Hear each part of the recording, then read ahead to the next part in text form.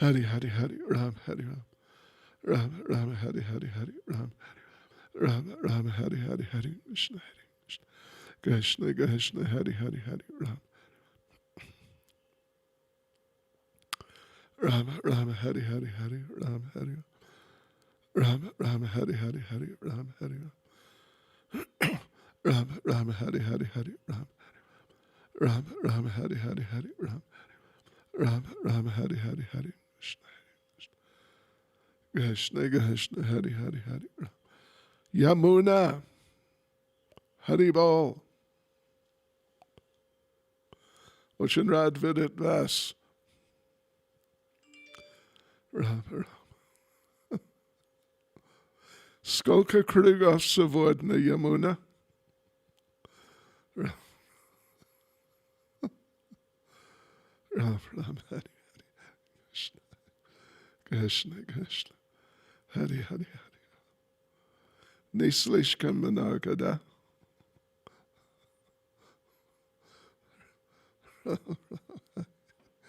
Hare Krishna Hare Krishna Krishna Krishna Hari Hari Hari Ram Ram Hari Hari Hari Krishna Skolka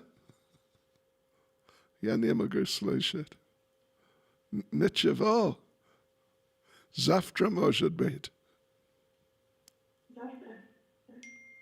Chit Chit Majna Ram Ram Hare Krishna Hare Krishna Krishna Krishna Ana Balshaya Devachka Ana Mojat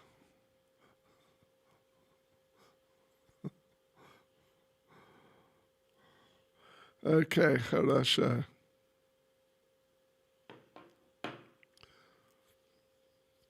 Yadoljan Chitat. Whoops.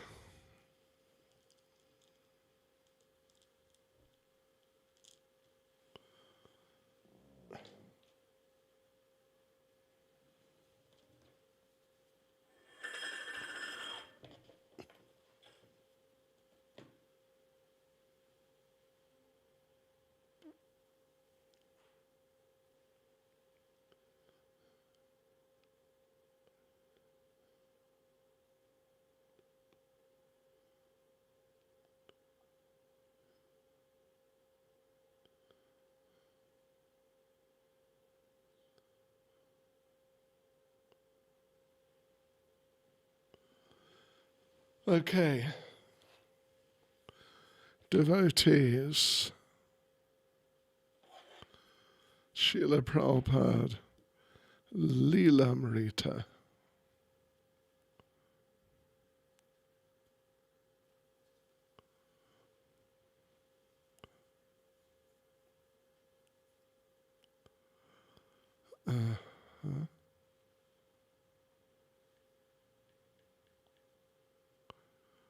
Okay.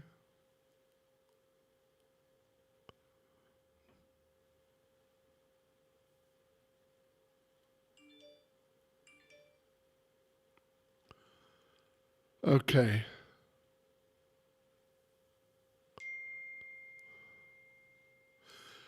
Nama Om Vishnu Padaya Krishna Presta Bhutale Shrimati Bhaktivedanta Swaminiti Namane Namaste Saraswati Devi Gauravani Pracharne Nirvishesha Shunyavadi Paschatya Shatarne Sri Krishna Chaitanya Pramanityananda Sri Advaita Gadadha Shivasati Gaurabhaktaranda Hare Krishna Krishna Krishna Hare Hare Hare Rama Rama Rama Hare Hare Vanchakapatrubhyascha Kripa Sindhu Bhyevacha Patidanam Pavanebhyo Vaishnavebhyo Namo Namaha. So, Prabhupada's in 26 Second Avenue, and more and more new people are coming. It's quite a happening thing. And many of the older people from the Bowery and, those times earlier, they feel out of place. They feel out of place because now it's kind of public and loud. Previously, it was what they considered much more meditative and peaceful and sort of what they might call internal. So, yeah. Okay, so here we go. Bruce Scharf, who became Brahmananda. Bruce Scharf had just graduated from New York University and was applying for a job. One day an ex-roommate told him about the Swami he had visited down on 2nd Avenue. They sing there, his friend said, and they have this far-out thing where they have some dancing. And Allen Ginsberg was there. The Swami was difficult to understand, his friend explained. And besides that, his followers recorded his talks on a tape recorder. Why should he have a big tape recorder? That's not very spiritual. But Bruce became interested. He was already a devotee of Indian culture. 4 years ago, when he was barely 20, Bruce had worked during the summer as a steward aboard an American freighter and gone to India, where he had visited temples, bought pictures of Shiva and Ganesh and books on Gandhi, and felt as if he were part of the culture. When he returned to New York University, he read more about India and wrote a paper on Gandhi for his history course. He would eat in Indian restaurants and attend Indian films and music recitals, and he was reading the Bhagavad Gita. He had even given up eating meat. He had plans of returning to India, taking some advanced college courses, and then coming back to America to teach Eastern religions. But in the meantime, he was experimenting with LSD. Chuck Barnett was 18 years old. His divorced mother had recently moved to Greenwich Village, where she was studying psychology at New York University. Chuck had moved out of his mother's apartment to one on 12th Street on the Lower East Side, in the neighborhood of Allen Ginsberg and other hip poets and musicians. He was a progressive jazz flutist who worked with several professional groups in the city. He had been practicing Hatha Yoga for 6 years and had recently been experimenting with LSD. He would have visions of lotuses and concentric circles, but after coming down, he would become more involved than ever in sensuality. A close friend of Chuck's had suddenly gone homosexual that summer, leaving Chuck disgusted and cynical. Someone told Chuck that an Indian Swami was staying downtown on 2nd Avenue, and so he came one day in August to the window of the former Matchless Gift store. Steve Guarino, the son of a New York fireman, had grown up in the city and graduated from Brooklyn College in 1961. Influenced by his father, he had gone into the Navy, where he had tolerated 2 years of military routine always waiting for the day he will be free to join his friends on the Lower East Side. Finally, a few months after the death of President Kennedy, he had been honorably discharged. Without so much as paying a visit to his parents, he had headed straight for the Lower East Side, which by then appeared vividly within his mind to be the most mystical place in the world. He was writing stories and short novels under the literary influence of Franz Kafka and others, and he began to take LSD, quote unquote, to search and experiment with consciousness. A Love Supreme, a record by John Coltrane, the jazz musician, encouraged Steve to think that God actually existed. Just to make enough money to live, Steve had taken a job with the welfare office. One afternoon during his lunch hour, while walking down 2nd Avenue, he saw that the Matchless Gift store had a small piece of paper in the window announcing lectures in Bhagavad Gita, A.C. Bhaktivedanta Swami. So that was Steve. He became Satswarup, and Chuck became Achutananda. Yeah. Chuck, I finally found 2nd Avenue and 1st Street, and I saw through the window that there was some chanting going on inside, and some people were sitting up against the wall. Beside me on the sidewalk, some middle-class people were looking in and giggling. I turned to them, and with my palms folded, I asked, "Is this where a Swami is?" They giggled and said, "Pilgrim, your search has ended." I wasn't surprised by this answer because I felt it was the truth. Bruce and Chuck, unknown to one another, lived only 2 blocks apart. After the suggestion from his friend, Bruce also made his way to the storefront. Bruce, I was looking for Hare Krishna. I had left my apartment and had walked over to Avenue B when I decided to walk all the way down to Houston Street.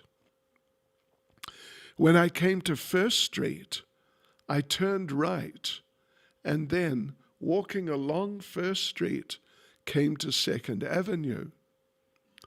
All along 1st Street, I was seeing these Puerto Rican grocery stores, and then there was one of those churches where everyone was standing up, singing loudly and playing tambourines.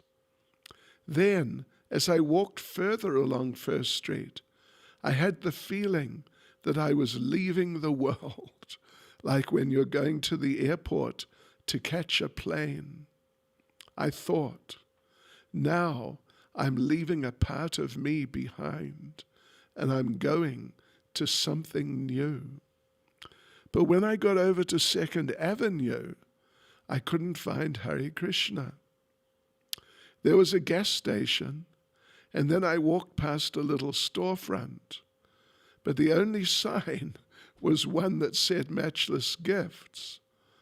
Then I walked back again past the store, and in the window I saw a black and white sign announcing a Bhagavad Gita lecture.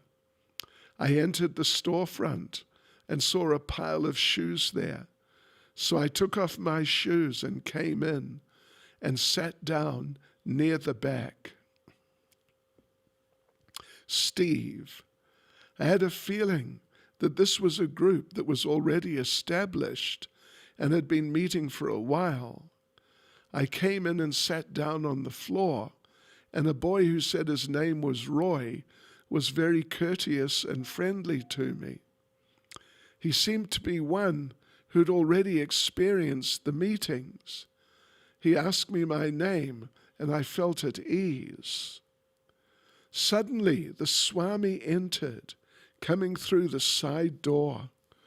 He was wearing a saffron dhoti, but no shirt, just a piece of cloth like a long sash, tied in a knot across his right shoulder and leaving his arms, his left shoulder, and part of his chest bare. When I saw him, I thought of the Buddha. Bruce, there were about 15 people sitting on the floor. One man with a big beard sat up by the front on the right-hand side, leaning up against the wall.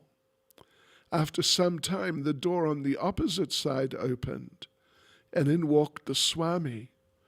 When he came in, he turned his head to see who was in his audience, and then he stared right at me. Our eyes met. It was as if he was studying me. In my mind, it was like a photograph was being taken of Swamiji looking at me for the first time. There was a pause.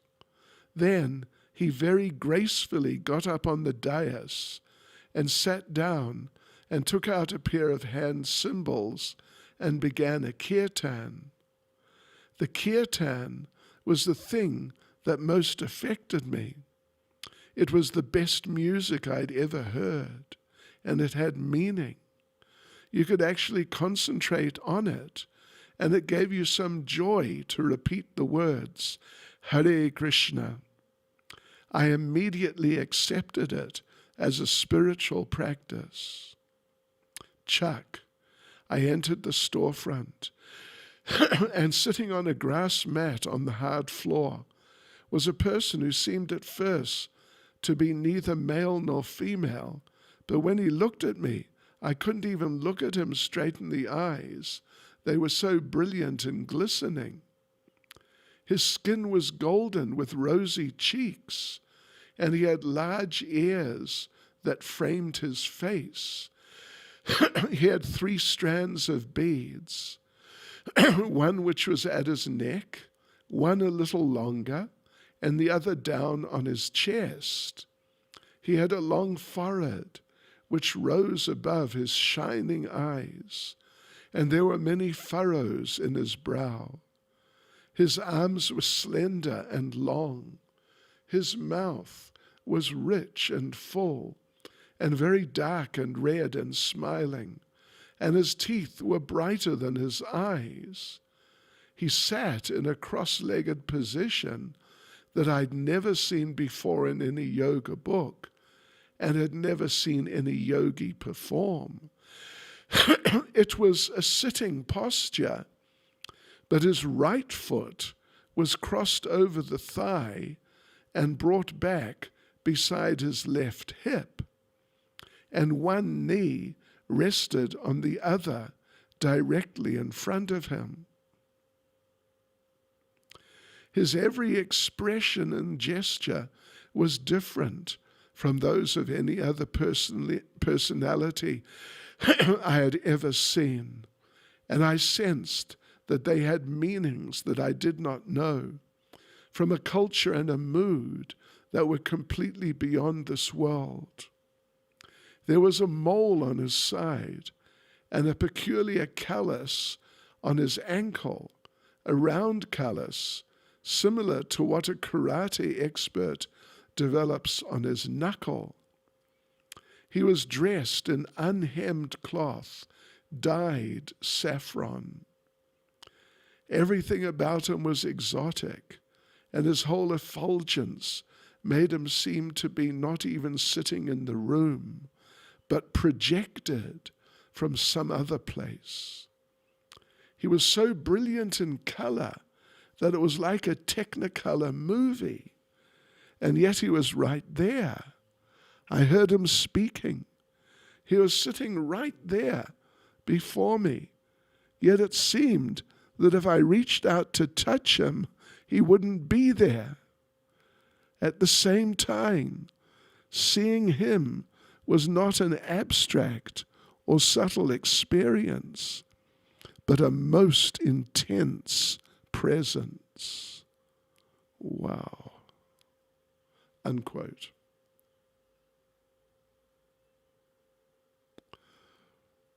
After their first visit to the storefront, Chuck, Steve, and Bruce each got an opportunity to see the Swami upstairs in his apartment.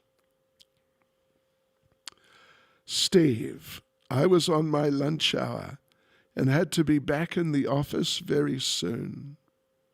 I was dressed in a summer business suit. I had planned it so that I had just enough time to go to the storefront and buy some books, then go to lunch and return to work.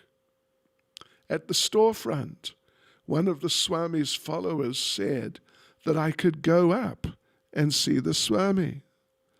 I went upstairs to his apartment and found him at his sitting place with a few boys. I must have interrupted what he was saying, but I asked him if I could purchase the 3 volumes of the Srimad Bhagavatam. One of the devotees produced the books from the closet opposite Prabhupada's seat. I handled the books. They were a very special color, not usually seen in America, a reddish natural earth like a brick, and I asked him how much they cost. $6 each, he said. I took $20 out of my wallet and gave it to him. He seemed the only one to ask about the price of the books or give the money to, because none of the others came forward to represent him. They were just sitting back and listening to him speak. These books are commentaries on the scriptures, I asked, trying to show that I knew something about books. Swamiji said yes, they were his commentaries. Sitting, smiling, at ease, Swamiji was very attractive.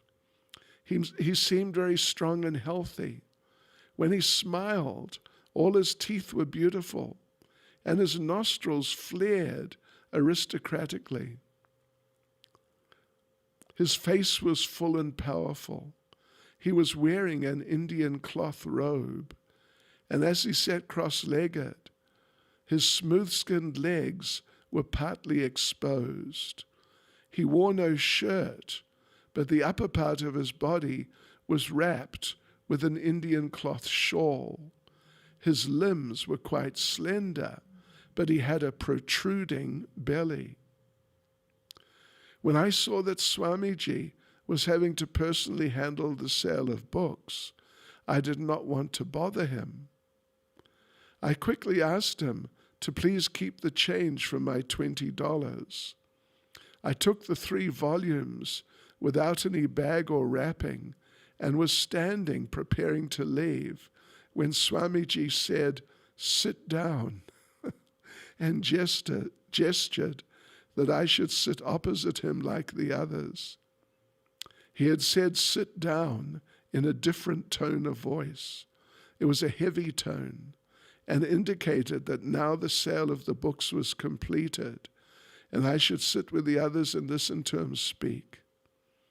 He was offering me an important invitation to become like one of the others who I knew spent many hours with him during the day when I was usually at my job and not able to come.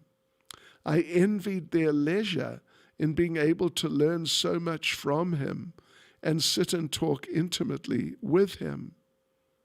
By ending the sales transaction and asking me to sit, he assumed that I was in need of listening to him and that I had nothing better in the world to do than to stop everything else and hear him. But I was expected back at the office. I didn't want to argue, but I couldn't possibly stay. "I'm sorry I have to go," I said definitely. "I'm only on my lunch hour." As I said this, I'd already started to move for the door, and Swamiji responded by suddenly breaking into a wide smile and looking very charming and very happy. He seemed to appreciate that I was a working man, a young man on the go. I had not come by simply because I was unemployed and had nowhere to go and nothing to do. Approving of my energetic demeanor, he allowed me to take my leave, unquote. That was Satswarup. Chuck, one of the devotees in the storefront, invited me upstairs to see the Swami in private. I was led out of the storefront into a hallway and suddenly into a beautiful little garden with a picnic table, a bird bath, a bird house, and flower beds. After we passed through the garden, we came to a middle-class apartment building. We walked up the stairs and entered an apartment which was absolutely bare of any furniture, just white walls and a parquet floor. He led me through the front room and into another room, and there was the Swami, sitting in that same majestic spiritual presence on a thin cotton mat, which was covered by a cloth with little elephants printed on it, and leaning back on a pillow which stood against the wall, unquote. One night, Bruce walked home with Wally, and he told Wally about his interest in going to India and becoming a professor of Oriental literature. Why go to India? Wally asked. India has come here. Swamiji is teaching us these authentic things. Why go to India? Bruce thought Wally made sense, so he resolved to give up his long-cherished idea of going to India, at least as long as he could go on visiting the Swami. Bruce, I decided to go and speak personally to Swamiji, so I went to the storefront. I found out that he lived in an apartment in the rear building. A boy told me the number and said I could just go and speak with the Swami. He said, yes, just go. So I walked through the storefront, and there was a little courtyard where some plants were growing. Usually in New York, there's no courtyard, nothing green, but this was very attractive. And in that courtyard, there was a boy typing at a picnic table, and he looked very spiritual and dedicated. I hurried upstairs and rang the bell for apartment number 2C. After a little while, the door opened, and it was the Swami. Yes, he said. And I said, I would like to speak with you. He opened the door wider and stepped back and said, yes, come. We went inside together into his sitting room and sat down facing each other. He sat behind his metal trunk desk on a very thin mat, which was covered with a woolen blanket-like cover that had frazzled ends and elephants decorating it. He asked me my name, and I told him it was Bruce. And then he remarked, in India, during the British period, there was one Lord Bruce. And he said something about Lord Bruce being a general and engaging in some campaigns. I felt that I had to talk to the Swami to tell him my story, and I actually found him interested to listen. It was very intimate, sitting with him in his apartment, and he was actually wanting to hear about me. While we were talking, he looked up past me, high up on the wall behind me, and he was talking about Lord Chaitanya. The way he looked up, He was obviously looking at some picture or something, but with an expression of deep love in his eyes. I turned around to see what made him look like that. Then I saw the picture in the brown frame. Lord Chaitanya dancing in kirtan. Inevitably, meeting with Prabhupada meant a philosophical discussion. Chuck, I asked him, can you teach me Raja Yoga? Oh, he said, here is Bhagavad Gita. He handed me a copy of the Gita. Turn to the last verse of the 6th chapter, he said, and read. I read the translation out loud. And of all yogis, he who is worshipping me with faith and devotion, I consider to be the best. I could not comprehend what faith and devotion meant, so I said, sometimes I'm getting some light in my forehead. Oh, Krishna. That is hallucination, he said. So abruptly he said it. Although he did not strain his person, the words came at me so intensely that it completely shocked me. Raja means king. King yoga, he said. But this is emperor yoga. I knew that he had attained such a high state, not by using chemicals from a laboratory or by any Western speculative process. And this was certainly what I wanted. Are you giving classes? I asked. He said, yes. He said, yes. If you come at 6 a.m, I'm giving classes in the Gita, and bring some flower or fruit for the deity.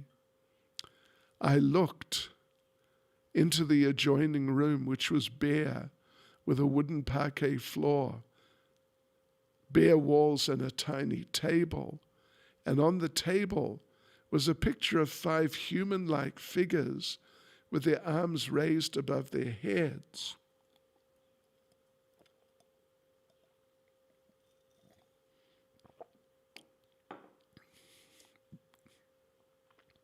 Somehow their arms and faces were not like any mortal that I'd ever seen. I knew that the picture was looking at me. Whoa, Krishna. Yeah, these really, it's the effects of LSD. When I came out on the street in front of the storefront, there were a few people standing around, and I said, I don't think I'm going to take LSD anymore. I said it out loud to myself, but some other people heard me. Steve, I wanted to show my appreciation for spiritual India, so I presented to Swamiji that I'd read the autobiography of Gandhi.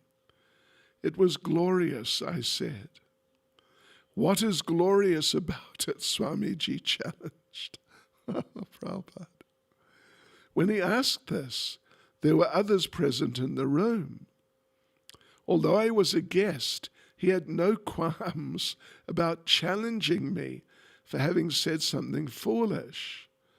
I searched through my remembrances of Gandhi's autobiography to answer his challenging question, what is glorious? I began to relate that one time Gandhi as a child, although raised as a vegetarian, was induced by some of his friends to eat meat. And that night he felt that a lamb was howling in his belly. Swamiji dismissed this at once, saying, most of India is vegetarian. That is not glorious. I couldn't think of anything else glorious to say. And Swamiji said, his autobiography is called Experiments with Truth, but that is not the nature of truth. It is not to be found by someone's experimenting. Truth is always truth. Although it was a blow to my ego, being exposed and defeated by Swamiji seemed to be a gain for me. I wanted to bring before him many different things for his judgment, just to see what he had to say about them. I showed him the paperback edition of the Bhagavad Gita that I was reading and carrying in my back pocket. He perused the back cover. There was a reference to, quote, the eternal faith of the Hindus, and Swamiji, unquote, and Swamiji began to take the phrase apart.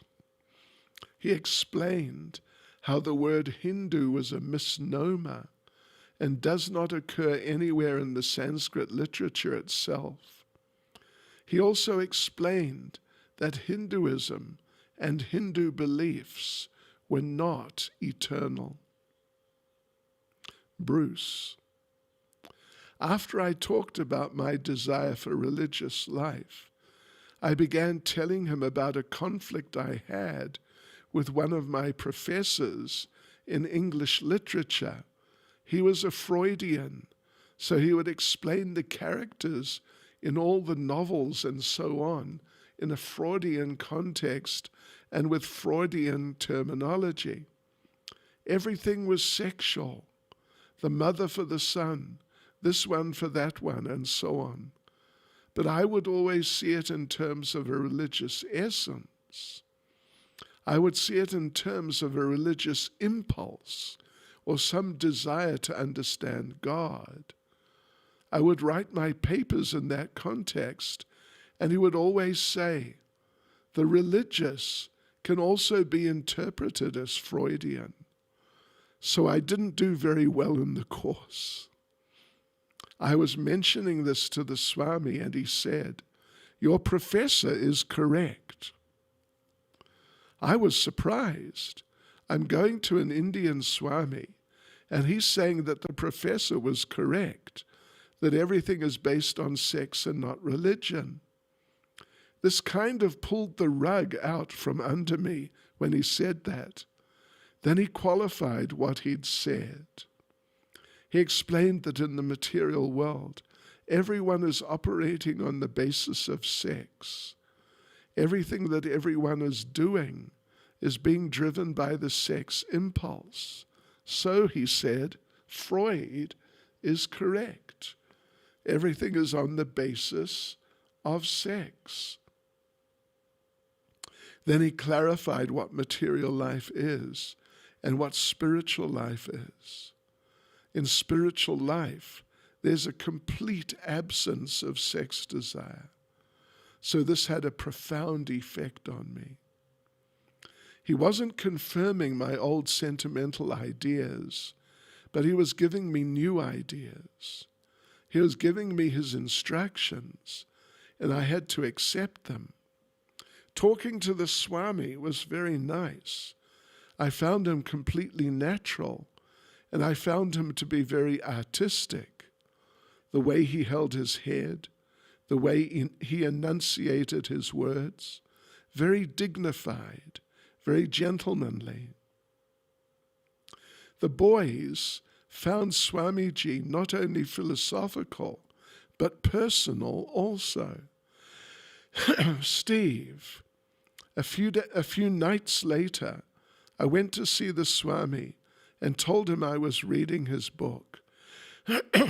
One thing that had especially caught my attention was a section where the author of Srimad Bhagavatam, Vyasadeva, was admitting that he was feeling despondent. Then his spiritual master, Narada, explained that his despondency had come because although he had written so many books, he had neglected to write in such a way as to fully glorify Krishna. After hearing this, Vyasadeva compiled the Srimad Bhagavatam. When I read this, I identified with the fact that Vyasadeva was a writer because I considered myself a writer also, and I knew that I was also despondent. This was very interesting about the author Vyasadeva, I said. He wrote so many books, but still he was not satisfied because he had not directly praised Krishna. Although I had very little understanding of Krishna consciousness, Swamiji opened his eyes very wide, surprised that I was speaking on such an elevated subject from the Srimad Bhagavatam. He seemed pleased. Chuck, I had come by in the afternoon, and Swamiji had given me a plate of prasadam, and so I was eating, and a chili burned my mouth. Swamiji said, "Is it too hot?" "Yes," I said. So he brought me a tiny teacup with some milk, and then he took some rice off my plate and took a piece of banana and crushed it all up together with his fingers and said, "Here, eat this. It will kill the action of the chilies." Bruce. There wasn't anything superficial about him, nor was he ever contrived, trying to make some impression. He was just completely himself. In the Swami's room there was no furniture, so we sat on the floor. And I found this to be very attractive and simple. Everything was so authentic about him. Uptown, at another Swami's place, we had sat on big, stuffed living room chairs, and the place had been lavishly furnished. But here was the downtown Swami, wearing simple cloth robes. He had no business suit on. He wasn't covering up a business suit with those saffron robes. And he wasn't affected, as the other Swami was. So I found myself asking him if I could be his student, and he said yes. I was very happy because he was so different from the other Swami. With the Uptown Swami, I was wanting to become a student because I wanted to get something from him. I wanted to get knowledge. It was selfishly motivated. But here I was actually emotionally involved. I was feeling that I wanted to become the Swami's student. I actually wanted to give myself because I thought he was great, and what he was giving was pure and pristine and wonderful. It was a soothing balm for the horrible city life. Uptown, I had felt like a stranger. On one occasion, our conversation turned to my previous trip to India in 1962, and I began talking about how much it meant to me, how much it moved me. I even mentioned that I'd made a girlfriend there. So we got talking about that, and I told them that I had her picture. I was carrying the girl's picture in my wallet. So Swamiji asked to see. I took out the picture, and Swamiji looked at it and made a sour face and said, "Oh, she is not pretty. Girls in India are more beautiful than that." Hearing that from the Swami just killed any attachment I had for that girl. I felt ashamed that I had an interest in a girl that the Swami did not consider pretty. I don't think I ever looked at the photograph again, and certainly I never gave her another thought. Okay, just let's have a quick look here. All right, so I think we'll just finish here. Srila Prabhupada ki jai.